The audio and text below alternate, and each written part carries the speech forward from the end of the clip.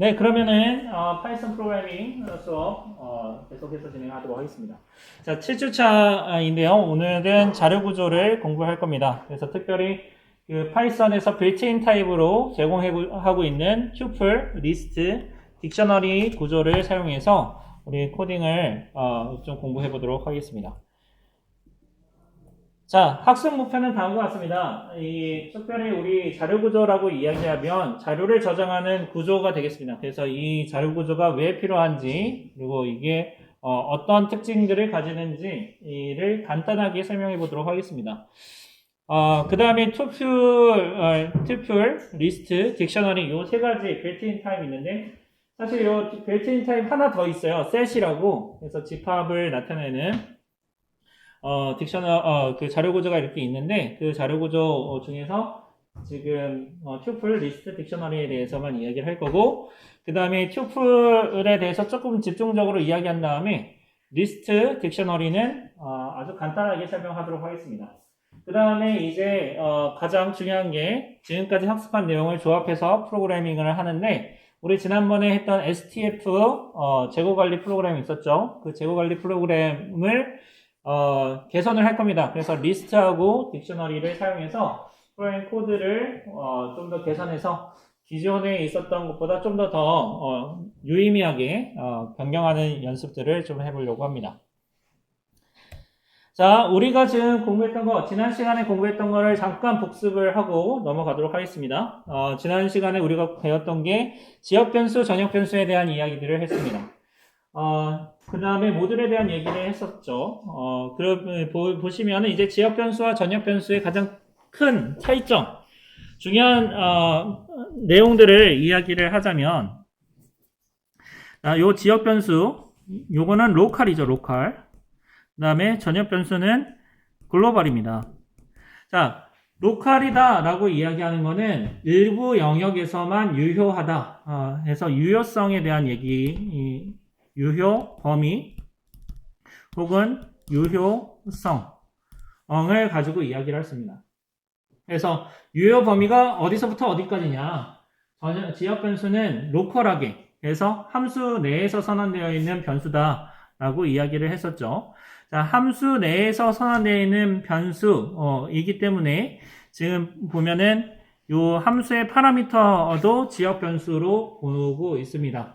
자, 이 함수 파라미터 이렇게 이야기할 때 제가 지난 시간에 뭐라고 얘기했냐면 어떤 펑션이 이렇게 호출이 되면 이 펑션이 호출될 때 그 펑션의 이름으로, 예를 들어서 개념적으로만 설명하는 겁니다. 이름으로 어떤 특정한 고유한 영역이 생성이 된다라고 얘기를 했습니다.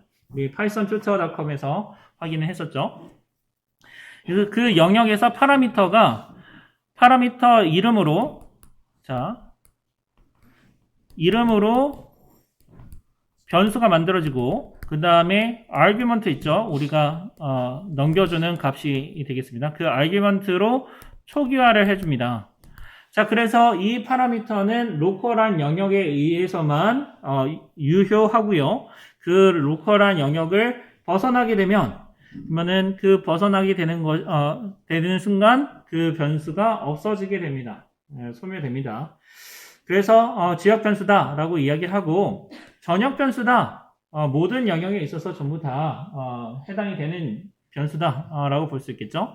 그래서 사용자 정의 함수 외부에서 선언되어 있어서, 그래서 사용자 정의 함수 내에다가도 영향을 미칠 수 있는 변수가 이제 전역 변수가 되겠습니다. 그래서 여기서 얘기한 것처럼 사용자 정의 함수 외부에 선언되어 있고 함수의 내부와 외부에서 사용이 가능한 변수를 우리 전역 변수라고 이야기를 하고요.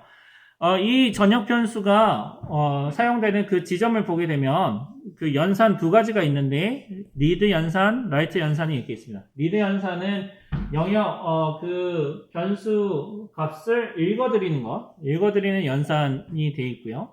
라이트 연산은 그 영역에다가 데이터를 쓰는 게 되겠죠. 자, 근데 여기서 봤을 때는 이렇게 보게 되면 리드 오퍼레이션의 경우에 있어서는 데이터를 직접 사용할 수 있어요. 뭐 별다른 처리 없이 사용할 수 있습니다. 이게 어떤 의미냐? 여기 제가 그림을 그려서 다시 한번 설명해 보겠습니다. 어떤 변수 하나가 이렇게 10이라고 주고, 그 다음에 def, 어떤 펑션이 이렇게 있어서 여기다가 var, 뭐 print, var 이렇게 했다고 가정을 합시다. 자, 이렇게 하면 이제 어떤 상황이 발생하냐면 이런 로컬 변수, 이 펑션이 호출됐잖아요. 이 펑션에 이 펑션 블럭이 수행이 되는 시점에서 어떻게 하냐면 파이썬 인터프리터는 이 var 변수를 찾습니다. 이 블록에서 찾아요. 이 블록에서 찾으니까 로컬한 영역에 대해서 찾은 다음에 이 로컬에 없으면 어떻게 하느냐, 그 윗단계로 또 찾습니다. 글로벌 영역에서 그 해당되는 변수 이름을 찾는다는 얘기예요. 자, 그래서 그 이름이 같이 확인이 되면 그러면 어떻게 되느냐, 그러면은 그 내용을 가져다가 쓰게 되는 겁니다. 그래서 로컬에 있어서는 전역 변수의 입장에서는 뭐냐면 그냥 가져다가 쓰면 쓸 수 있는 거예요. 데이터를 쓸 수 있는데, 그래서 만약에 로컬에 선언이 이 var이 선언이 되어 있으면 그 값을 그냥 쓰는 거고, 없으면 글로벌 영역까지 찾아가지고 데이터를 읽어드릴 수 있게끔 해주는 겁니다. 자, write operation에 대해서는 이제 생각해 봐야 되는 게 무엇이 있냐면, 이 write operation에 있어서는 좀 모호함이 발생할 수 있어요. 사용자가 로컬 변수를 만들어 놓고 거기다가 쓰려고 하다가 잘못한 건지, 아니면 글로벌 변수에다가 값을 쓰려고 하는 건지 구분이 안 됩니다. 그래서 기본적으로 어떻게 하느냐, 여기에서 로컬 변수 공간을 찾으려고 봤는데 없어요. 그러면은 할당되지 않은 변수에 대해서 뭔가 처리가 된다, 이렇게 얘기를 할 수가 있습니다. 자, 그래서 이 글로벌 키워드를 write operation 하는 경우에 있어서는 항상 붙여가지고 선언을 해야 되고요. 우리가 기존에 했을 때 스톡 재고 관리 프로그램에서도 글로벌 키워드를 붙여가지고 사용을 했었죠. 자, 그 다음에 우리가 공부했던 것 중에 하나가 이제 모듈이었습니다. 이 모듈이라는 것 자체가 프로그램의 재사용성을 높이기 위해서 활용하는 방법이라고 이야기했었고요. 별도의 파일에다가 우리 코드를 작성해 놓고 그 다음에 그 코드를 재사용할 때 이제 활용하는 방법이었는데, input 모듈 이렇게 해주는 방법, 그 다음에 from 모듈 input object 이렇게 해주는 방법으로 두 가지 방법이 있었다고 했습니다. 자, 그래서 첫 번째 input 모듈 하는 경우에 있어서는 모듈의 이름을 항상 먼저 붙여주고 그 다음에 오브젝트 명을 호출해주는 형태가 되어 있고, 그 다음에 두 번째는 모듈 안에 여러 개의 오브젝트들이 있는데 그 여러 개의 오브젝트 중에서 내가 필요한 오브젝트를 취사 선택할 수 있게끔 해주는 걸로 이야기를 했었습니다. 자, 그러면 이제 자료구조부터 한번 보도록 하죠. 자, 자료구조다라고 이야기하는 것 자체가 왜 자료구조가 나오게 됐느냐, 자료구조가 왜 필요하느냐 라고 이야기하면 컴퓨터 메모리를 효율적으로 활용할 수 있는 방법으로 제안하려고 이야기를 하는 겁니다. 자, 컴퓨터 메모리를 효율적으로 활용할 수 있는 방법이 무엇일까 이렇게 생각해 보면 총 두 가지 방법들, 두 가지 관점에서 생각해 볼 수가 있어요. 자, 일단은 우리가 컴퓨터 메모리라는 것 자체가 연속적인 메모리 공간이에요. 연속적인 공간이에요. 거기다가 0과 1을 데이터를 채워 넣을 수가 있습니다. 그러면 그 공간에 있어서 우리가 원하는 내용을 좀 더 컴팩트하게, 그러니까 공간을 적게 차지하면서 데이터를 저장하는 방법이 이제 첫 번째. 두 번째는 데이터를 관리하기 위해서 효율적인 구조로 해서 좀 더 빠르게 찾을 수 있게끔 해주는 방법. 그래서 공간에 대한 관점, 시간에 대한 관점으로 우리가 구분할 수가 있습니다. 자, 그래서 위에서는 우리 공간이고요. 영어로 뭐 스페이스라고 이야기하고, 시간, 타임에서 우리가 좋은 프로그램이 무엇이냐, 우리가 프로그램을 작성하는데 어떤 사람이 다 보면은 동일한 동작을 수행하는 프로그램을 만들었어요. 근데 그 동일한 동작을 하는 프로그램이 어떤 거는 공간을 좀 더 많이 쓰고 어떤 거는 시간을 더 많이 쓴다, 이렇게 볼 수가 있어요. 그러면 각각의 프로그램들 중에서 어떤 게 더 좋은 프로그램인지 순서를 어떻게 구현할 수 있을까? 그래서 우리는 스페이스 컴플렉시티, 그 다음에 타임 컴플렉시티, 그래서 복잡성, 간단하게 프로그램이 동작할수록 더 빠른 그 프로그램이다. 더 좋은 프로그램이다. 라고 우리는 정의를 했습니다. 그래서 스페이스 컴플렉시티, 타임 컴플렉시티라는 개념이 이렇게 있는데 그러면은 데이터를 저장하기 위해서 효율적인 구조로 그다음에 관리하기 위해 효율적인 구조 그 개념이 우리 실제 생활에서 이게 딱 드러납니다. 우리 이게 지금 보게 되면 지번 주소 이렇게 있죠. 우리 같은 경우에 있어서는 대전광역시 유성구 정명동 모시기 이렇게 나올 거예요. 근데 여기서 내용을 잘 보면은 여기 보이는데 자 여기 표시를 해놓을게요. 형광펜으로. 자 지번상의 번지수는 물리적인 순서가 아닌 생성 순서다라고 이렇게 되어 있죠. 그러니까 지번 주소를 지금까지 했을 때는 어떤 식으로 했었냐면 얘는 그 허허 벌판에 건물이 딱 세워지면 지번 주소가 그냥 딱 생긴 거야. 동에서 건물이 생기면 지번 주소가 생기는데 문제는 이런 거죠. 건물이 순차적으로 이렇게 생기면은 좋겠지만 순차적으로 생기지 않고 중구난방으로 하게 되면은 이 지번 주소가 매번 바뀌는 거예요. 어떻게 보면은 데이터를 저장하기에 효율적인 구조라고도 볼 수 있겠죠. 그냥 있을 때 건물 생기면 그냥 주소를 부여한다. 그러니까 저 효율적이라는 거를 어떻게 정의하느냐에 좀 다르겠지만 편하게 관리하는 방법으로서 지번 주소를 했어요. 그러니까 지번상 연속상이 없으니까 그 위치 찾기는 거의 불가능하게 된 거죠. 자, 그래서 이제 나오게 되는 게 이제 도로명 주소가 되겠습니다. 이 도로명 주소를 이렇게 보게 되면 뭐 7차선, 8차선, 네, 대로, 폭, 8차로 이상인 경우에 있어서는 대로가 되고, 그다음에 2차선에서 7차선까지는 그 이상이면 무슨 로, 그다음에 그 다음에는 이제 길 이렇게 명시를 해주고, 그다음에 20m 단위로 순서를 부여하고, 그다음에 왼쪽하고 오른쪽에 왼쪽은 홀수, 오른쪽은 짝수 이렇게 해주고, 그 다음에 중간중간에 길이 이렇게 도로가 이렇게 생길 수 있잖아요. 길이 생기면 이게 로에다가 첫 번째 길, 두 번째 길, 그래서 1길, 2길 이렇게 부여해 준 다음에 가까이 대해서 또 건물 그 공간마다 구획을 정의해서 그 다음에 관리를 할 수 있게끔 해줬습니다. 그래서 실제로 이렇게 보게 되면은 이게 익숙해지면 이게 훨씬 더 효과적으로 우리 공간을 찾을 수 있겠죠. 그것처럼 우리 컴퓨터 공간에 있어서도 데이터를 어떻게 하면 효과적으로 되게 용량을 적게 가져가면서 관리를 할까? 혹은 데이터를 빠르게 이렇게 처리할까? 이렇게 고민을 합니다. 자, 그런데 우리가 고민해 볼 게 무엇이냐면 이 공간과 시간에 대한 부분들을 이렇게 살펴보면은요. 얘는 거의 트레이드 오프 관계입니다. 자, 그래서 공간을 많이 쓴다.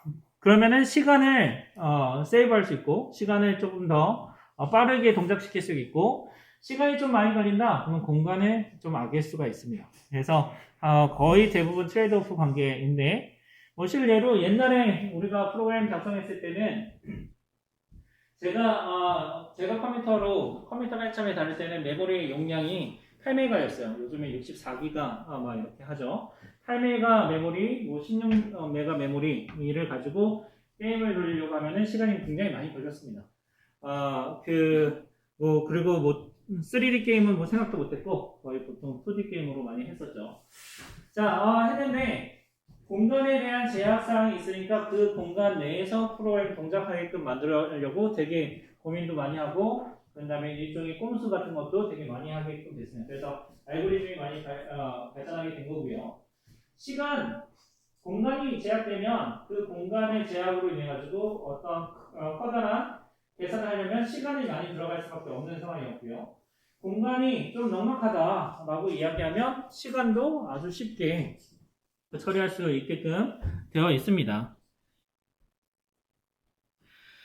자, 자료 구조를 그래서 우리 컴퓨터 공간에 있어서의 자료 구조가 어떻게 정의되는지 보게 되면요. 자료 구조는 기본적으로 데이터를 저장할 수 있는 구조이고 그런 다음에 데이터의 집합입니다.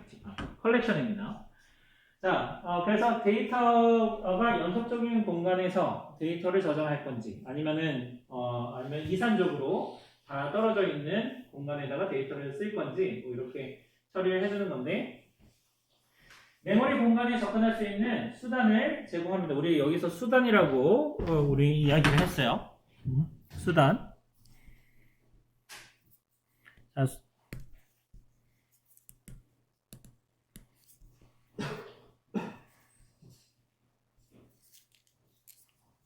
잠깐만요.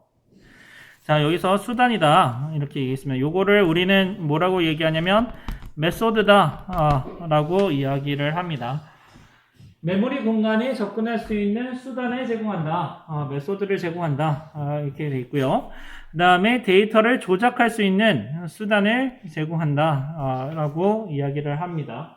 자, 첫 번째는 어떻게 얘기할 수 있냐면 메모리 공간에 접근할 수 있는 수단. 이 수단에서는 여기서는 리드에 대한 얘기일 거고요. 데이터를 매니플레이션 할 수 있다. 값을 변경할 수 있다. 이거는 라이트에 대한 쓰기 연산이 되겠습니다. 그래서 이렇게 수단을 이렇게 이야기하는데, 자, 그리고 네 번째, 자료 구조 자체를 조작할 수 있는 수단을 제공한다. 그래서 이런 특징을 가지고 있습니다. 이 수단, 요거는 뭐냐면 자료 구조가 이렇게 있으면 자료 구조의 그 크기를 늘리거나 혹은 줄이거나 이렇게 이런 연산, 그러니까 추가, 삭제에 대한 얘기를 할 수 있는 거고요. 그 다음에 데이터를 메모리 공간에 접근할 수 있는 수단으로서는 리드 연산, 데이터를 조작할 수 있는 연산으로서는 라이트 연산을 제공해주고 있죠. 자, 그래서 이거는 우리가 영어로 얘기할 때는 메소드인데, 우리가 메소드 라고 이야기하면 어떤 함수, 이렇게 민감하지? 어떤 함수를 생각해 볼 수가 있습니다. 우리가 보통 이제 용어를 쓰게 되면은 메소드라는 용어가 있고, 그 다음에 펑션이 이렇게 있고, 그 다음에 요 중간에 멤버 펑션이 이렇게 있어요. 자, 그러면 용어를 이렇게 우리 지금 그 파이썬 수업을 들으면서 지금 7주차까지 왔으니까 좀 더 여러분들 익숙해졌겠지만, 여러분들 용어에 대한 부분들이 굉장히 중요하다 이렇게 얘기했었죠. 자, 이 펑션을 이야기하면 이 펑션은 1대1 대응이었어요. one-to-one correspondence의 그 다음에 on-to relationship이었습니다. 그래서 위로의 사상.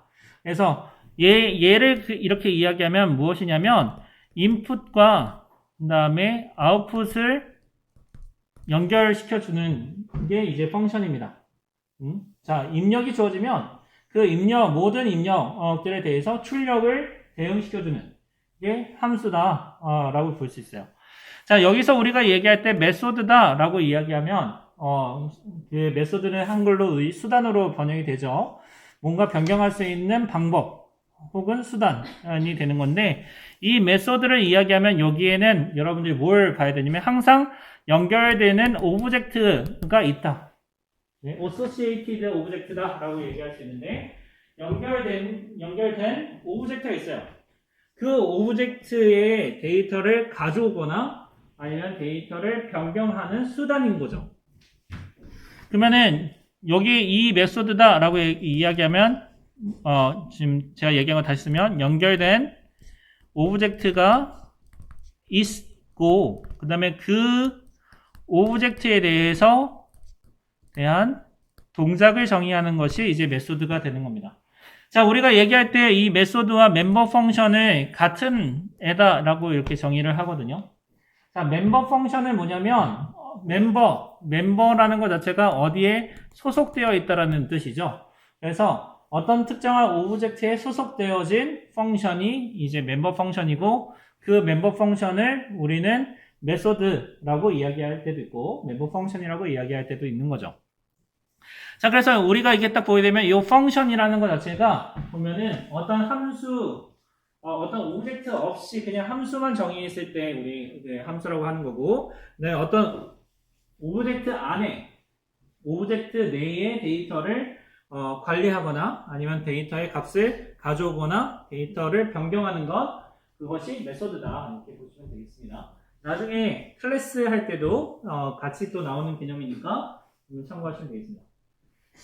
자, 파이썬 내 빌트인 자료구조라고 얘기하면 빌트인이라는 뜻 자체가 이미 내포하고 있는 기본 옵션으로 제공해주는 자료구조라고 볼 수 있죠. 그래서 tuple, list, dictionary 여기 뭐 플러스 알파로 set이라고 하나 더 있습니다. set 이렇게. 자, tuple은 순서를 가지는 다수의 객체를 저장하기 위해서 활용을 합니다. 그러니까 순서를 가진다. 자, 여기서 보면 순서를 가진다 이렇게 돼 있죠. 자, 순서를 가진다라고 이야기하면 요거는 시퀀스다라고 이렇게 봐야 됩니다. 시퀀스 데이터 타입이다라고 이해를 해야 되고요. 자, 그다음에 다수의 객체를 저장한다 이렇게 돼 있죠.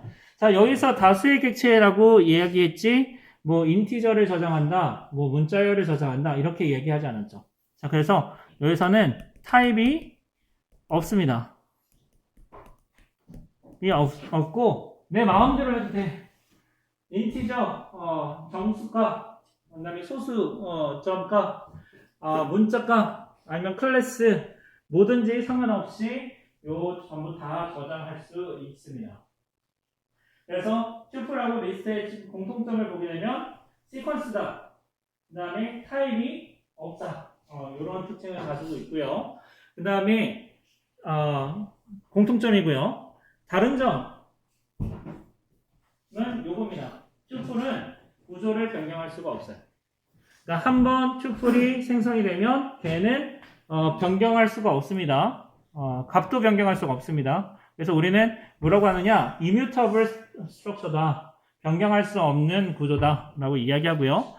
리스트 같은 경우에 있어서는 구조를 변경할 수 있습니다. 그래서 원소를 추가하거나 삭제할 수가 있습니다. 그래서 요거 같은 경우에는 일종의 상수와 같은 개념이고 리터럴과 같은 개념이고 얘는 좀 더 동적인 구조가 되겠죠. 자, 딕셔너리는 키와 value를 연결해서 데이터에 접근할 수 있도록 하고요. 키 자체는 유니크엘입니다. 그 다음에 키 값은 여기서 변경 불가능한 오브젝트여야지만 되고요. 그 다음에 value 값은 뭐든지 상관이 없습니다.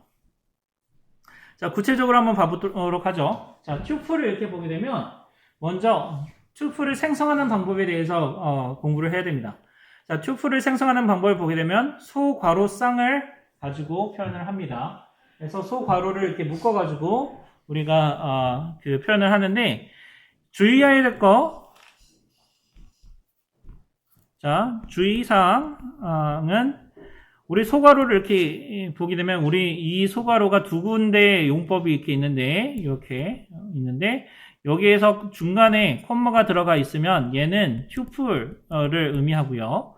그 다음에 콤마가 없으면 얘는 우선순위를 나타내는 그 기호죠. 그러니까 이 콤마가 있느냐 없느냐, 요 콤마 값이 있느냐 없느냐를 전부 잘 봐야 됩니다. 자, 그래서 일단은 우리가 정의를 할 때 튜플 자체를 쉼표로 구분될 수 있는 다수의 값으로 정의할 수 있고 얘는 우리 패킹이다 라고 이야기를 합니다. 자, 그래서 1, 2,3 이렇게 되는데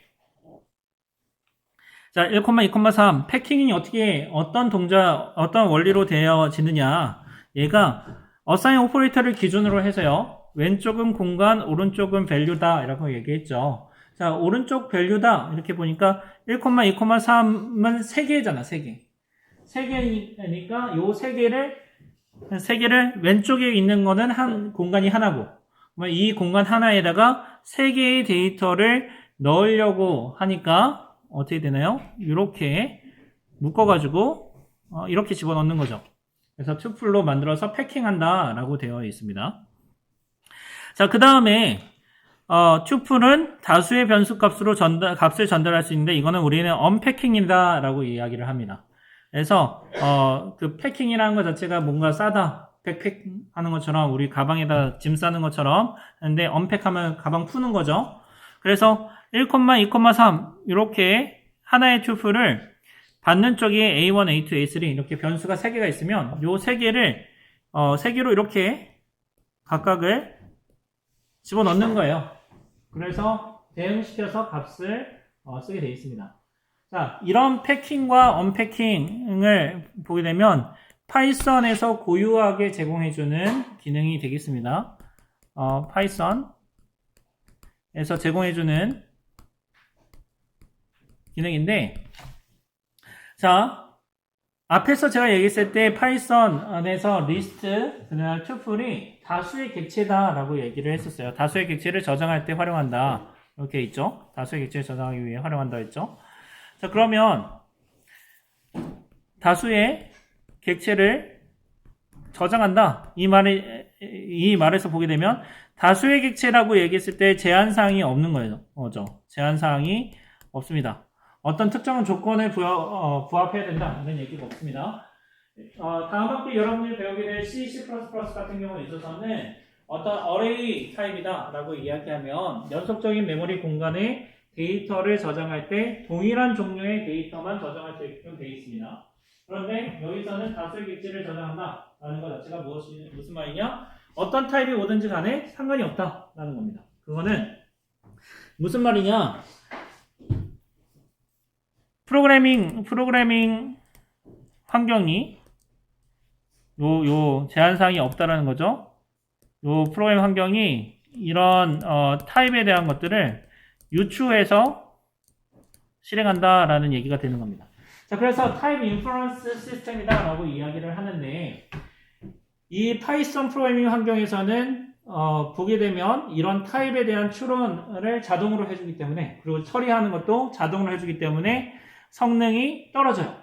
대신에 사람이 생각하는 거를 직관적으로 넣을 수 있어요. 우리가 집합을 이렇게 정의할 때도 보게 되면은 요 집합 빨간색, 파란색, 노란색 같은 색깔이라는 타입으로 집합을 정의할 수도 있지만 빨간색, 파란색, 그다음에 사과, 그다음에 우유 이런 식으로 넣을 수도 있잖아요. 집합은 정의하기 나름이잖아요. 그래서 생각하는 것을 그대로 표현할 수 있도록 해준 겁니다. 성능은 좀 떨어지겠죠. 자, 튜플은 또 이렇게 보게 되면 중첩해서 정의할 수가 있습니다. 중첩해서 정의한다는 말은 무슨 말이냐? 이 튜플도 오브젝트다라는 얘기입니다. 자, 지금 그래서 요 밑에 있는 예제 이렇게 보게 되면 1,2 요게 지금 튜플 오브젝트죠. 그 다음에 콤마 1, 2, 3 이렇게 하면 튜플 입장에서는 어떻게 되느냐? 튜플이 또다시 튜플로 들어올 때 그거 자체가 우리는 어떻게 해석이 되느냐? 얘가 하나의 오브젝트라서 1번, 1, 2, 3, 4 요것도 각각 오브젝트라는 거죠. 그래서 이거 자체가 오브젝트 4개로 구성되어진 하나의 튜플로 또 구성을 해주는 겁니다. 그래서 오른쪽에 그 예제에 보면은 딱 나오죠. 자, 그런 다음에 우리 또 이렇게 특수 케이스로 해서 비어있는 튜플을 생성하는 경우, 그 다음에 한 개의 원소만을 가지는 튜플을 생성하는 경우, 이렇게 정의를 할 수 있습니다.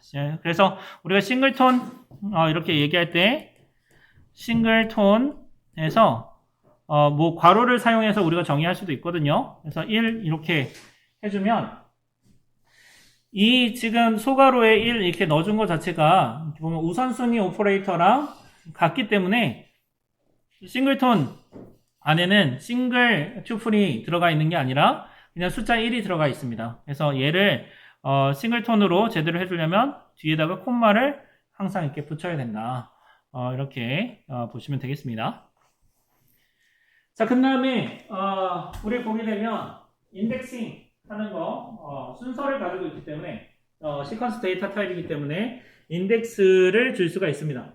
그래서 튜플의 원소에 접근하기 위해서는 대괄호 안에 인덱스를 넣어서 서브스크립트를 넣어서 접근할 수 있게 되고요. 인덱스 값은 정수값을 가집니다. 그래서 첫 번째 원소는 인덱스 0부터 시작을 하고요.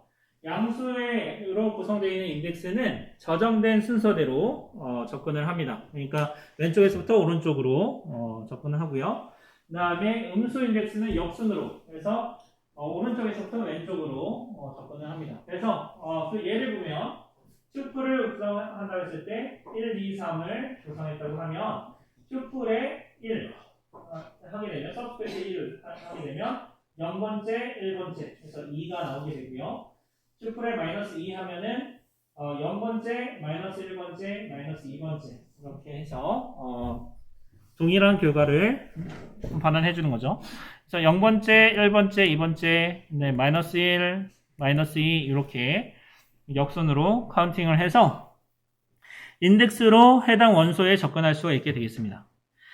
자, 그 다음에 이 슬라이싱에 대한 부분들은 우리 스트링 할 때, 문자열을 할 때에도 우리 이 슬라이싱에 대해서 공부를 했었잖아요. 이 슬라이싱을 보게 되면, 시퀀스 데이터 타입이기 때문에, 슬라이싱 오퍼레이션을 수행할 수가 있습니다. 문자열과 같이. 그래서, 튜플의 식별자를 먼저, 붙이고요. 핸들로 가지고 오고, 그 다음에 요 대괄호 안에 로우 바운드와 어퍼 바운드를 넣어서 슬라이싱을 수행을 하는데요. 이 로우 바운드 제가 이 수업 시간때 항상 얘기했던 게 뭐냐면 얘는 이상이고 미만입니다. 그래서 로우 바운드 요 이상 그래서 주어진 숫자 이상 그 다음에 포함시키고 초과하는 거죠. 그 다음에 어퍼 바운드니까 미만이니까 그 밑에가 마이너스 1이 되겠습니다. 그래서 슬라이싱을 할 수가 있고요. 그 다음에 튜플의 원소의 개수 하면은 len 함수를 사용해서 결과를 리턴을 해주게 되겠습니다. 그래서 원소의 개수를 쓸 때는 len 함수를 사용한다. 보시면 되겠고요. 자, 이 len이라는 함수를 우리가 보게 되면 여러 가지 속설이 있어요. 우리가 지금 보면 메소드 자료 구조를 이야기하면 메소드를 가지고 얘기를 할 수 있는데 메소드를 이야기할 때 카운트 다른 프로그램 랭귀지에서 이렇게 보게 되면 카운트라는 메소드를 제공해 주기도 합니다. 자, 그럼 카운트라는 것 자체가 무슨 말이냐? 내가 가지고 있는 원소의 개수를 카운팅해 가지고 반환해 주는 게 되겠죠. 자, 그러면은 이게 여기서부터 이제 프로그래밍 언어에 대한 철학들이 나오는데 len 함수다. 개수를 센다, 원소의 개수를 센다라는 것 자체가 그 집합 자체가 원소를 세는 건가, 아니면 다른 누군가가 제3자가 그 원소의 개수를 세는 건가 이렇게 생각해 보면 여기서는 함수다. 이 함수라는 것 자체가 어떤 특정한 오브젝트에 매여 있지 않는 거죠. 그러니까 제3자가 원소의 개수를 카운팅하는 개념으로 적용해서 len 함수를 적용하는 거고요.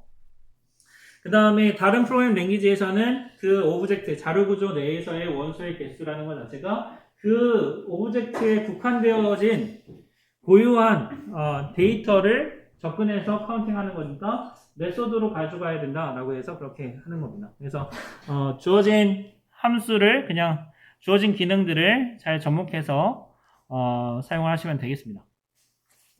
자, 그 다음에 튜플을 이 주어져 있으면 그 튜플을 순회하는 방법들이 이렇게 있습니다. 그 튜플을 순회하는 방법들 이렇게 보게 되면 in 오퍼레이터를 사용하는 방법과 그 다음에 len 함수, 그 다음에 별도의 인덱스 함수, len 함수, y분을 사용하는 방법들 이런 방법들이 이렇게 있습니다. 자, 튜플의 순회에서 in 오퍼레이터 같은 경우에 있어서는 포문에 아이템 in 튜플 해서 이 튜플에 있는 원소 하나하나에 대해 가지고 아이템으로 가져와서 출력을 해주는 것이 되겠고요. 인덱스로 개별적으로 접근하겠다 하게 되면 len 함수를 써가지고 원소의 개수를 가져오고 그 원소의 개수만큼 range 함수를 써서 0부터 우리 len 함수에 어떤 튜플이 이렇게 있으면 튜플 마이너스 1번째까지 해야 이제 인덱스가 되는 거죠. 그래서 트래버스를 할 수가 있게 되겠습니다.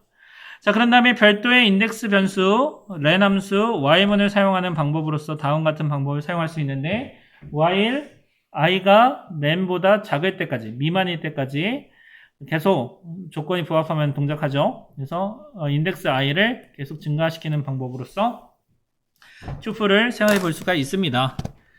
자, 얘를 한번 우리 한번 해보죠.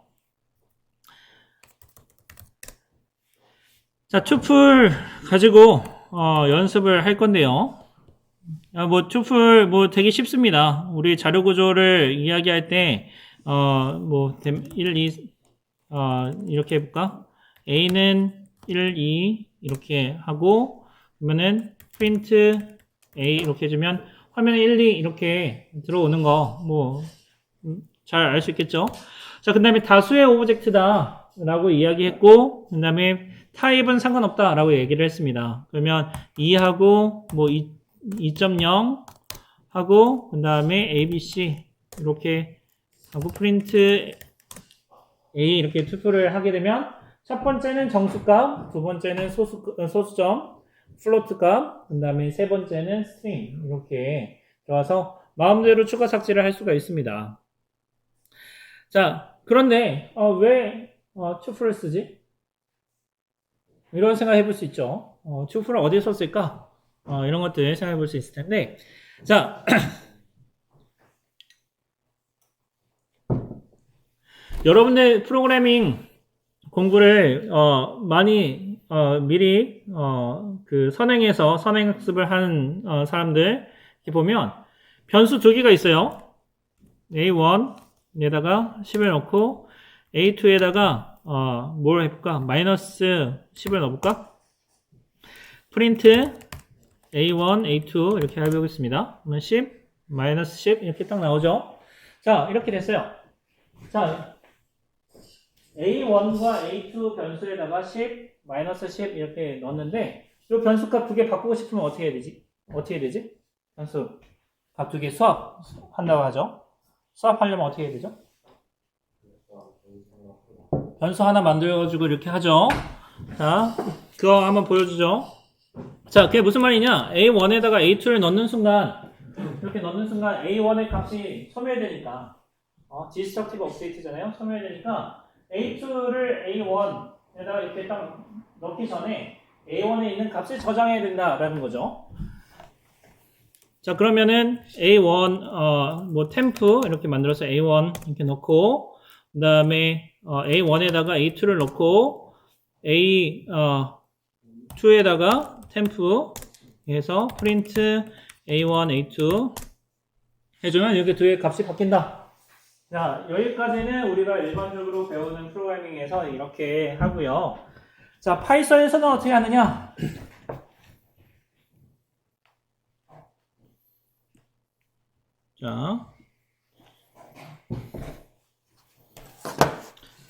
자, 파이썬에서 어떻게 하냐면요. A1, A2가 있으면 A2, A1 이렇게 합니다. 해주면 값이 바뀌어 있습니다. 자,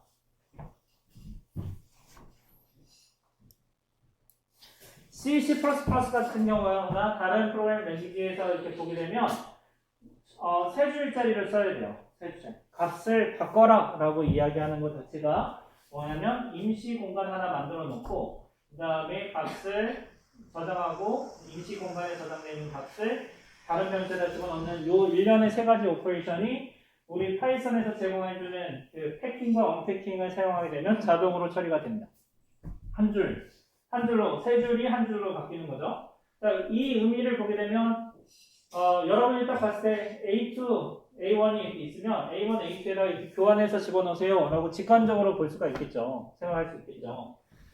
자, 여기서는 어떤 구조로 일어나느냐? 요 assign 오퍼레이터를 기준으로 왼쪽은 공간, 오른쪽은 value입니다. 네, 먼저 value 이렇게 보니까 A2, A1 이렇게 되면 어떻게 되죠? 얘 투플인가 보다. 그래서 패킹을 해요, 패킹.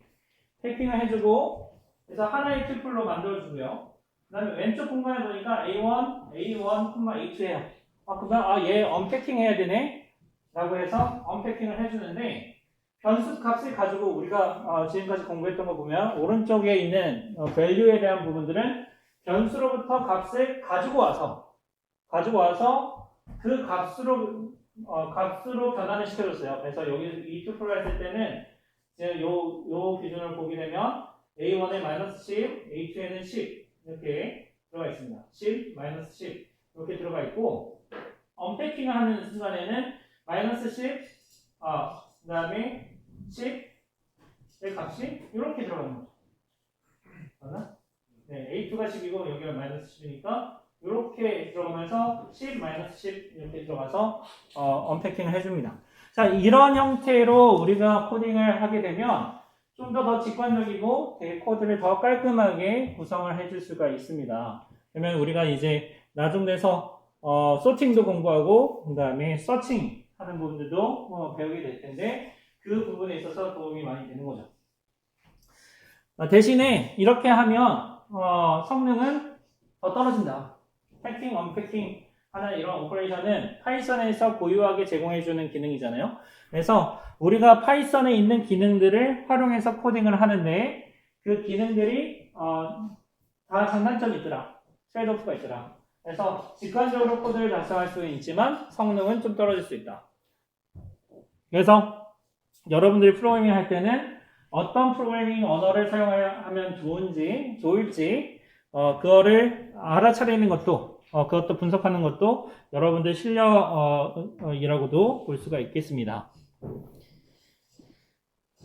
자, 그 다음에 이제 리스트 하고 그 다음에 딕셔너리 부분들을 좀 보도록 하겠습니다. 자, 리스트하고 딕셔너리 같은 경우에 있어서는 앞에서 튜플에 있어서 자세하게 이야기를 했고 그 다음에 뒤에 그 코드에 대한 부분들이 조금 더 제가 지난번에 작성했던 코드를 리스트하고 튜플을 사용해서 개선을 해준다고 얘기를 했었죠. 그래서 그 개선하는 것이 훨씬 더 중요하니까 간단하게 넘어가 보도록 하겠습니다. 자, 리스트의 특징들을 이렇게 보게 되면 리스트는 임의의 객체 집합입니다. 그래서 다양한 타입의 객체를 담을 수가 있죠. 튜플하고 똑같습니다. 튜플하고 똑같아서 그냥 빨리빨리 넘어가는 거예요. 자, 리스트의 원서는 인덱스로 접근할 수가 있습니다. 그래서 인덱스로 어떻게 접근하느냐? 식별자의 서브스크립트 오퍼레이터를 사용해서 공간에 접근하게 됩니다. 자, 그 다음에 리스트의 공간 내의 값은 변경이 가능해요. 뮤터블 해요. 그래서 컨텐츠를 바꿀 수가 있습니다. 그래서 바꾸려면 어떻게 해야 되느냐? 리스트 내의 공간을 인덱스로 지정해요. 인덱스로 주고 그 다음에 그 해당되는 컨텐츠를 뭐 값을 새롭게 넣는다든지 증가시킨다든지 감소시킨다든지 새로운 걸로 대체한다든지 여러 개로 할 수 있습니다. 자, 그런 다음에 리스트는 동적입니다. 그래서 리스트에 원소를 추가하거나 삭제할 수가 있습니다. 자, 그리고 리스트가 시퀀스 데이터 타입이기 때문에 튜플하고 동일하게 슬라이싱 오퍼레이션을 수행할 수 있고요. 리스트의 식별을 사용해서 대괄호 안에 로우 바운드, 어퍼 바운드를 넣어서 할 수가 있습니다. 슬라이싱을 할 수가 있고요. 그 다음에 이제 여러분들 기본적인 용법들 지금 정리를 했습니다. 그래서 리스트 6개, 그 다음에 딕셔너리 6개, 그래서 총 12개에서 가장 빈번하게 사용되는 용법들을 정리를 했고요. 제가 프로그래밍 했을 때도 이 6개, 리스트에서 6개, 딕셔너리 6개 그 프로그래밍 용법들이 크게 벗어나지 않아요. 크게 벗어나지 않고 이 안에서 거의 모든 프로그램들을 다 할 수가 있습니다. 자, empty 리스트, 비어있는 리스트 만들 때 지금 대괄호로 이렇게 표시를 해주고요. 자, 그런 다음에 리스트를 만들면서 생성을 하면서 바로 초기화해주는 경우 이렇게 초기화를 해줄 수가 있습니다. 자, 그런 다음에 리스트에다가 새로운 원소를 추가하는 경우 지금 다음과 같이 empty 리스트가 있다고 했을 때 append라는 메소드를 사용해서 내용을 추가할 수가 있고요. 자, 그 다음에 리스트에서 되게 다이나믹하다라고 얘기했잖아요. 그래서 원소를 제거하는 부분에 있어서는 이 remove를 해주면 됩니다. 이 값을 삭제해라 할 수 있겠죠. 자, 그런 다음에 그 리스트의 컨텐츠를 하나하나씩 리스트에 있는 원소 하나하나씩 선택해서 뭔가 처리를 해준다. 펑션 블럭에서 처리해준다. 라고 했을 때 for 한 다음에 in 요게 중요하죠. 그 다음에 맨 마지막에 있는 원소를 빼고 싶다, 없애고 싶다. pop이라는 그 메소드를 사용하면 이제 맨 마지막에 있는 원소를 하나 단언해 줍니다. 그래서 여기 보면 for, in 이렇게 중요하고요. 그 다음에 팝하면 맨 마지막이 빠진다. 이렇게 보시면 되겠습니다. 자, 딕셔너리 같은 경우에 있어서도 지금 비슷한데요. 딕셔너리는 임의의 객체를 저장할 수 있는 집합인데 대신에 얘는 키하고 페어로 구성이 되어 있습니다. 이 키의 페어로 구성이 되어 있습니다. 키밸류 페어다. 요 키밸류 페어가 굉장히 중요한 개념입니다. 자, 딕셔너리의 원소는 인덱스로 접근을 할 수가 있는데 요 인덱스가 여기 딕셔너리에서는 이 키값이라는 거죠. 키값이 인덱스가 되는 겁니다. 그래서 식별자의 대괄호 오퍼레이션, 서브스크립트 오퍼레이터를 사용하는데 대신에 여기서는 순서를 주는 게 아니라 키값을 주어야지만 해당되는 공간에 접근을 할 수가 있습니다. 딕셔너리 공간의 값은 변경이 가능하고요. 그 다음에 딕셔너리 자체도 원소를 추가하거나 삭제할 수 있는데 이 원소라는 것 자체가 무엇이냐? 키, 밸류, 페어가 되겠습니다. 자, 그래서 이 키, 밸류, 페어를 이렇게 보게 되면 empty 딕셔너리에서 비어있는 딕셔너리 하나 이렇게 줄 수 있고요. 그 다음에 생성하자마자 초기화해주는 경우들 이렇게 보게 되면 요 앞에다가 키값 하고 그 다음에 이름, 키값, 이름, 컨텐츠 이렇게 해줄 수가 있습니다. 그리고 여기서 보면은 여기 스트링 값으로 되어 있지만 이 스트링이 아니라 리스트가 될 수도 있고 딕셔너리가 될 수도 있고 마음대로 확장 가능합니다. 자, 그런 다음에 딕셔너리에다가 어떤 특정한 아이템을 추가하고 싶다. 키를 주고 여기 대괄호 있죠? 키를 주고 컨텐츠를 넣어주면 그게 컨텐츠가 들어가게 됩니다. 그 다음에 여러분들이 프로그래밍을 하다 보면 이런 것들이 되게 많이 있어요. 특정한 키 값이 딕셔너리 안에 있느냐 이렇게 체크하는 방법이 있는데 여기 보면은 in 오퍼레이터를 사용합니다. in 오퍼레이터를 사용해서 체크를 하더라. 그래서 키 값이 여기 있는 키 값이 딕셔너리 여기 디렉토리네요. 디렉토리 안에 있으면 true, 없으면 false 값을 반환해서 키 값이 있는지 확인할 수 있고요. 그 다음에 데이터를 접근하는 방법에 있어서는 그 대괄호에다가 키 값을 바로 넣어주면은 바로 나오게 되는 거고요. 그 다음에 여기서 가장 많이 사용하는 것 중에 하나가 이건데 items라는 메소드를 하게 되면 key value pair에서 tuple을 반환해줘요. tuple을 반환해줘서 여기서 언패킹을 이렇게 해주는 겁니다. 그러면은 요 언패킹 할 때 key하고 item, 키값, 아이템 값으로 데이터를 접근해서 쓸 수가 있게 되겠습니다. 자, 그 다음에 우리 연습하는 거 이렇게 있는데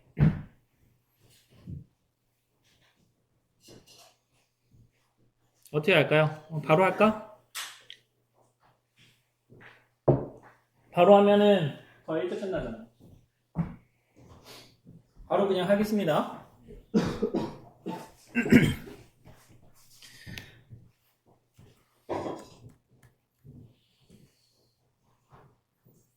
내가 닫아놨나 보네.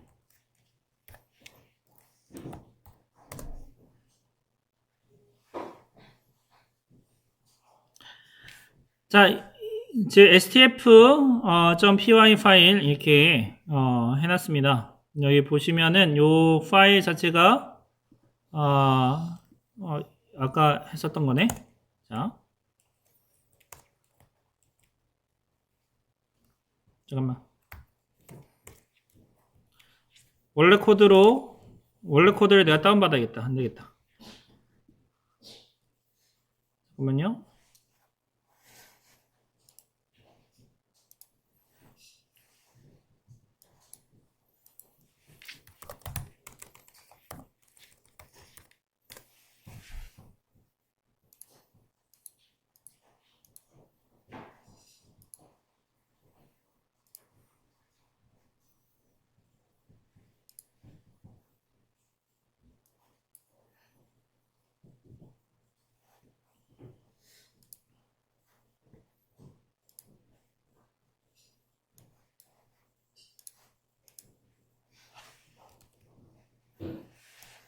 stf2 이렇게 해줬습니다. 자, 여기서부터 이제 시작해보죠. 자, 우리가 지금 받은 태스크 이렇게 보면은 여기 그 Shining Taurus Flower 빛나는 황소꽃 편의점 이렇게 편의점 재고 관리 프로그램이 되겠습니다. 그래서 지난번에 우리가 했을 때 요 요구사항을 전부 다 했는데 지금 요구사항은 재고 관리 프로그램을 리스트하고 딕셔너리를 사용해서 개선해보래요. 자, 리스트하고 딕셔너리를 뭐 true를 써도 되겠지만 리스트하고 딕셔너리를 한번 해가지고 처리하겠습니다. 자, 그러면 이제 여러분들이 이제 프로그래밍을 이렇게 하게 되면 뭐 리스트하고 딕셔너리를 써라 라고 이야기하면 거의 대부분 애플, 망고 이거를 할 때 어떤 형태로 코딩을 할 거냐면 리스트 안에다가 첫 번째는 애플, 두 번째는 망고 이렇게 프로그래밍을 할 거예요. 근데 저는 어떻게 할 거냐면 얘를 딕셔너리로 할래. 한번 잘 봐봐요. 기존에 여러분들 요 코드도 다시 올려줄 건데 여러분들이 그 이전에 있었던 코드에서 새로운 코드로 어떻게 옮겨지는지 그 차이를 잘 봐야 됩니다. 자, 스톡스 이렇게 한 다음에 나는 어떻게 할 거냐면 이름 키값을 애플 20 그 다음에 망고 10 이렇게 줄래. 이렇게 줘서 키값이랑 그 다음에 밸류 값 이렇게 구분해 줄 수 있겠죠. 자, 그러면 이렇게 해주면 애플 망고가 없어졌잖아. 그러면은 얘를 어떻게 바꿀 거냐?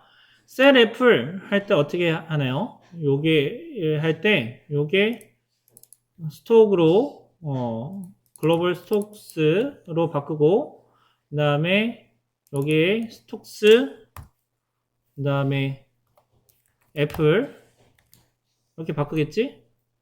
그 다음에 얘를 복사해서 그 다음에 스톡스 애플이랑 다 이렇게 바꾸겠죠. 이렇게. 자, 그런 다음에 우리 테스트 해볼까?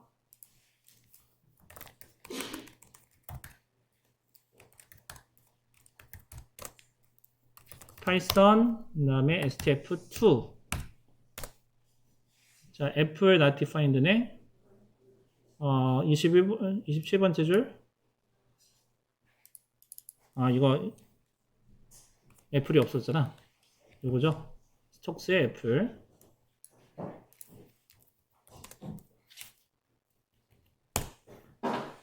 망고는 살려놓자.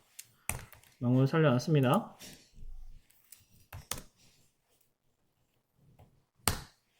그래서 by 애플 어마운트 뭐 5개 15개 이렇게 해결이 됐죠. 자, 여기서 보면은 99에 대한 것들 이렇게 보면 여기 처리를 안 했어요. 여기를 우리 보면은 LF 초이스가 99이면 그 다음에 브레이크 해서 종료시키는 걸로 코드를 한번 해보죠. 그래서 뭐 99 하면은 종료되게 뭐 이렇게 코드 간단하게 수정해 봤습니다. 자, 여기서 이렇게 수정을 했는데 자, 여기까지 하면은 우리 딕셔너리를 우리 원래 있던 코드에다가 잘 통합했다. 딕셔너리 활용했다. 잘했다. 이렇게 하면 안 됩니다. 자, 여기서 나라면 어떻게 코딩을 할 거냐면 메뉴 스톡스 이렇게 해주고요. 그 다음에 1 하고 그 다음에 애플 2 하고 망고 이렇게 코드를 구조를 가져갈 거예요. 자, 이렇게 하면은 이 메뉴 스톡스 얘를 어떻게 활용할까? 잘 봐봐. 여기에서 요 부분 있죠? 초이스 1번 해서 셀 F를 해서 가지고 왔잖아요. 그러면은 셀 F를 할 때 초이스 1번을 바탕으로 해서 요 셀 F이 결정이 되는 거잖아. 자, 그러면 이렇게도 해볼 수 있지 않을까? 메뉴를 할 때 요 메뉴 부분을 아주 간단하게 만들 수 있지 않을까? 예를 들면 이렇게도 생각해 볼 수 있잖아요. 초이스 1번을 가지고 지금 이제 셀 F를 이렇게 셀 망구를 했으니까 우리 요 셀 F이라는 요 코드 있잖아. 요 코드를 우리 다시 한번 봐보자. 바꿔보자. 이렇게 한번 바꿔보자. 셀 F이 아니라 셀이라고 이렇게 해주고요. 그 다음에 키값을 줘가지고 처리할 수 있도록 한번 바꿔보죠. 키값을 놓고 바꿔보도록 하겠습니다. 자, 그러면 자, 여기서 셀 F이라는 거를 이렇게 키값으로 바꾸고요. 그 다음에 이 스톡스 대신에 주어진 키값으로 바꾸고요. 그 다음에 요 F이라고 되어 있는 부분 있죠? F이라고 되어 있는 부분을 다 키로 바꿔봐. 자, 키로 이렇게 바꿔. 셀 키로 바꿔. 그 다음에 F 키로 바꿔. 이렇게 바꿔볼 수 있죠?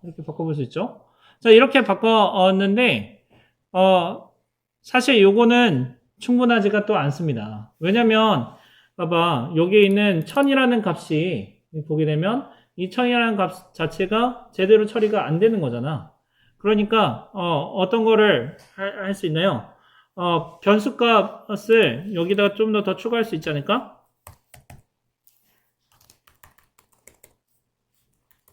1000이라고 부여해주고요. 그 다음에 여기 위에다가는 망고는 2000이었죠. 이렇게 해주고, 중요한 거는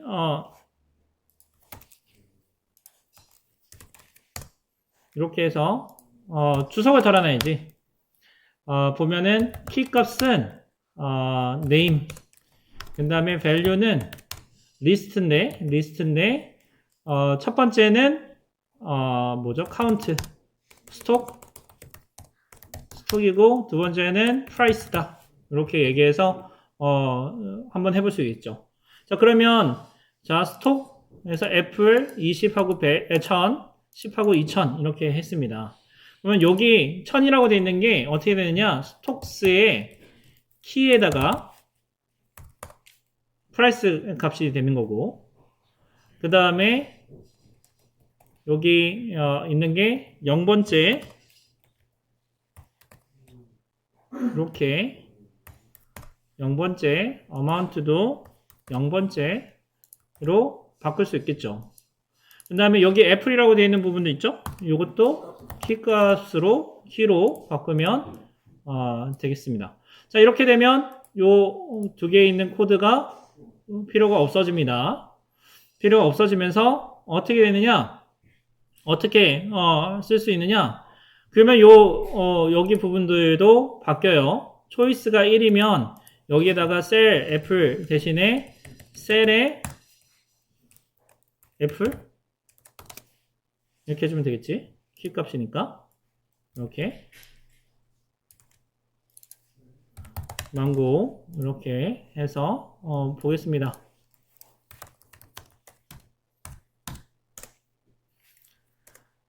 뭐 5개?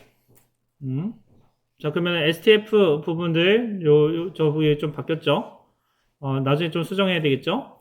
그 다음에 망고에서 뭐 5개? 저희 아직 수정 안 했죠? 망고 부분은. 그래서 딕셔너리 부분에서는 수정이 돼 있을 텐데 여기 처리가 안 됐네요. 자, 마저 우리 버그 수정하도록 하겠습니다. 그래서 프린트 스토어에서 애플에서 스톡스 애플 이렇게 됐는데 요것도 여기에서 망고로 바꿔보죠. 바꾸고 그 다음에 다시 한번 실행해 보겠습니다. 바이 망고 5개 해서 5개 2,000원 이렇게 나왔습니다. 네, 짜잔 끝이라고 하면은 안 됩니다. 네. 자, 여기 있는 프린트 스토어 부분을 우리가 조금 수정해 보도록 하죠. 자, 요 프린트 부분 이렇게 하게 되면은 어떻게 되느냐? 여기서 우리가 공부했던 그걸로 가야 돼요. 순회하는 거를 해야 돼요. for key item in stocks items 이렇게 요 함수를 쓰는 겁니다. 그러면 요 items 하게 되면 key value pair로 되어 있는 딕셔너리를 키하고 밸류 값을 묶어가지고 반환해 준다 했죠. 그러면은 여기서 프린트 어떻게 해주느냐? 프린트 애플 대신에 이렇게 키, 그 다음에 스톡스 대신에 아이템 이렇게 변경해주면 됩니다. 자, 파이썬 stf2 좀 하면 애플 바이 애플 한 다음에 5개 하면 줄어들어 있죠. 자, 바이 해줍니다.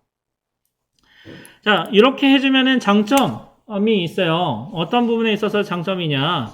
여러분들 여기에서 새로운 뭐 예를 들면은 그 ABC 초콜릿이라고 생각해보죠. ABC 초콜릿은 재고가 30개고 가격은 500원이다 라고 이렇게 해줄 수가 있잖아. 이렇게 해줄 수가 있는데, 자, 이렇게 해서 추가를 데이터 부분만 자료 구조만 추가를 해주면 우리 코드가 자동으로 동작할 수 있게끔 지금 만들고 있습니다. 그래서 스토어 부분, 프린트 스토어 부분들 이렇게 처리가 될 건데, 자, 우리 메뉴 부분 한번 봐봅시다. 메뉴 부분. 메뉴 이렇게 했을 때 우리 3번 메뉴가 지금 보면은 ABC 초콜릿으로 한번 바꿔볼게요. 3 ABC고 그 다음에 요 메뉴 부분 있죠?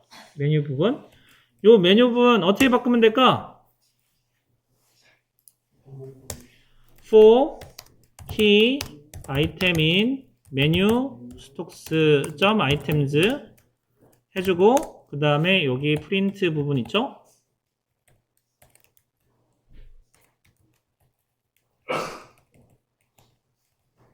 자,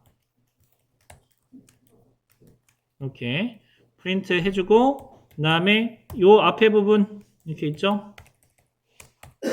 요 부분이 1이 아니라 키 값으로 가져가고 바이 요 애플이라 되어 있는 거를 아이템으로 가져가주면 그다음 99 바이 해주고 실행을 해볼게요.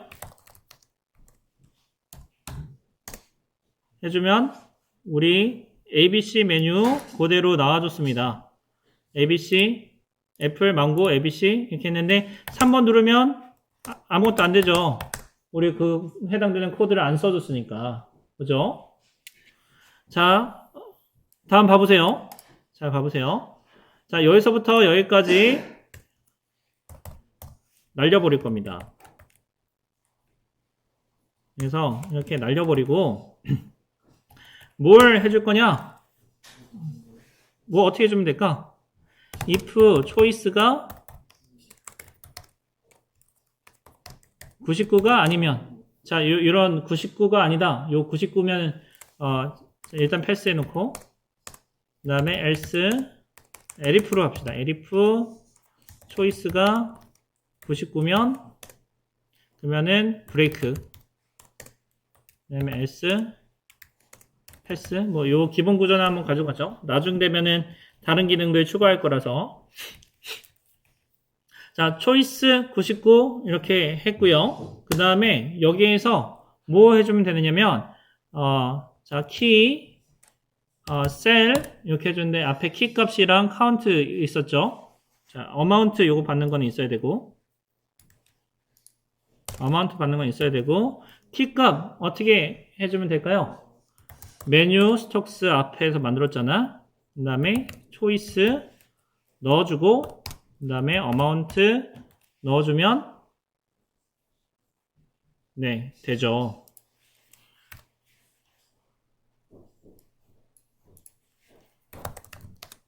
파이썬의 stf2 좀 보면은 애플, 망고, abc 이렇게 있고, 그 다음에 3번에서 뭐 5개?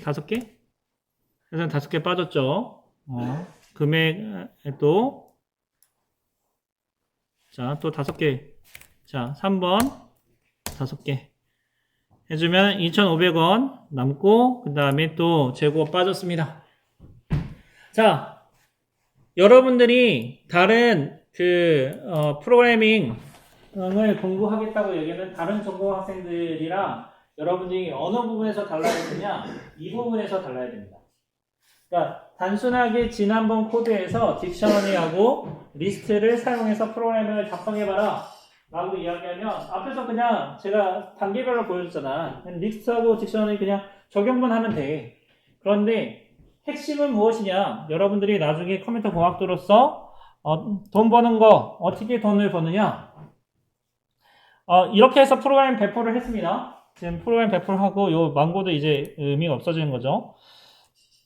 자, 지금까지 프로그래밍 하는 건 뭐냐면 이런 애플 망고라는 변수 이름이 우리가 사용할 문제를 해결하려고 하는 그 프로그램 도메인에서의 의미를 가졌어요. 근데 그거는 이제 싹 다 날려버린 겁니다. 하드 코딩 되어 있는 거는 없어요. 지금 보면. 여기서 중요한 건 무엇이냐? 이렇게 프로그램을 배포했어요. 이렇게 프로그램 배포해서 여러분들이 나중에 회사를 차리거나 회사에 취업을 해서 이렇게 프로그램 만든 다음에 3천만 원, 건당 3천만 원에 팔았어. 그러면 거기 있는 사람들이 우리 새롭게 기능 추가해야 되는데요. 혹은 제품을 추가해야 되는데요. 어떡하죠? 라고 이야기하면 유지보수하는 데 있어서 1,000만 원입니다. 시간과 노력이 엄청 많이 들어가기 때문에 1,000만 원은 주셔야 됩니다. 라고 해서 1,000만 원을 받아. 1,000만 원을 받은 다음에 하는 거 뭐냐? 여기에다가 4 이렇게 하고 에이스 크래커 이렇게 했다고 치자. 하고 자, 그 다음에 에이스 하고 재고 50에 2,000원 저장 하고 그 다음에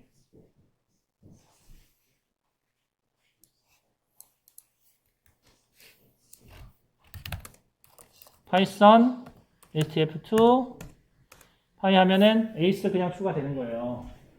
이렇게. 별도의 코딩 없이 어떻게 하는 거냐? 여러분들이 코딩할 때 이런 함수들 추가해가지고 코딩을 하잖아? 새로운 함수를 추가해서 셀 애플, 셀 망고, 셀 에이스, 셀 abc 이런 식으로 함수를 추가해서 하는 건 하수입니다. 하수. 고수가 되려면 어떻게 되느냐? 여기서 데이터를 그냥 추가만 해도 모든 것이 다 동작할 수 있도록 만드는 것이 고수입니다. 그러면 지금 제가 말씀드린 것처럼 여기에서 요 데이터베이스 있죠? 데이터베이스든 아니면 여기 컬리 브레이시스로 되어 있는 이런 부분들만 수정을 해주면 나머지는 그냥 어떻게 돼요? 자동으로 동작한다는 거야. 그러면 이 자동으로 동작하는 부분들 있죠? 요 코드 셀 함수 그 다음에 메뉴, 프린트 메뉴, 프린트 스토어 하는 것들을 모듈로 전부 다 만들어 놓고 그 다음에 여러분들이 코딩할 때는 그거 가져다가 요 내용만 채워놓고 그 다음에 키 카운트만 호출해서 프로그램을 만들면 되는 겁니다. 다른 말로 어떻게 되느냐? 왜 우리가 모듈을 배웠느냐? 셀 함수, 프린트, 스토어, 프린트, 메뉴 이런 함수를 모듈로 전부 다 옮겨놓고 그 다음에 여러분들 STF 편의점에서는 또 메뉴 스톡 있죠? 요것만 바꾸면 STF 편의점에 납품을 하는 거고 CU에다가 납품하고 싶다?